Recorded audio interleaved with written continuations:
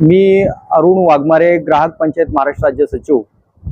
आदरणीय ग्राहक तीर्थ बिंदू माधव जोशी यांच्या संकल्पनेतून खऱ्या अर्थाने या देशालाच नव्हे तर जगाला देखील ग्राहक संरक्षण कायद्याची ओळख निर्माण झाली आणि या माध्यमातून ग्राहक संरक्षण कायद्याच्या अंतर्गत सर्वसामान्य जनतेच्या जवळजवळ 17 एसेन्शियल सर्व्हिसेसच्या माध्यमातून सर्वसामान्य जनतेला न्याय देण्याचं काम या कायद्या अन्वये करत आहोत।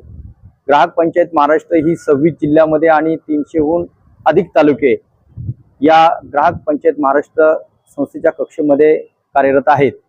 ग्राहक मार्गदर्शन सेवा केंद्र या माध्यमातून सर्वसामान्य जनतेचे प्रश्न जिल्हा ग्राहक संरक्षण परिषदेच्या माध्यमातून या संस्थेचे 100हून अधिक कार्यकर्ते पदाधिकारी जिल्हाधिकारी कक्षेच्या माध्यमातून काम करत आहेत।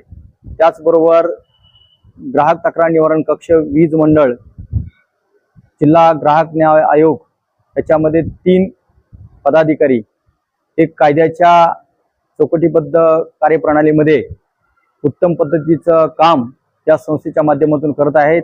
आणि आजची विक्रोळी या ठिकाणी जी सभा संपन्न झाली या सभेमध्ये 15 ते 20 कार्यकर्ते नव्याने इथं शाखा कार्यालयाचं नियोजन झालेलं आहे आणि या माध्यमातून आदरणीय ग्राहक तीर्थ बिंदू माधव जोशी या संस्थेचं दैवत स्वामी विवेकानंद यांच्या प्रेरणेतून उत्तम पद्धतीचं काम महाराष्ट्रभर कार्यरत आहे।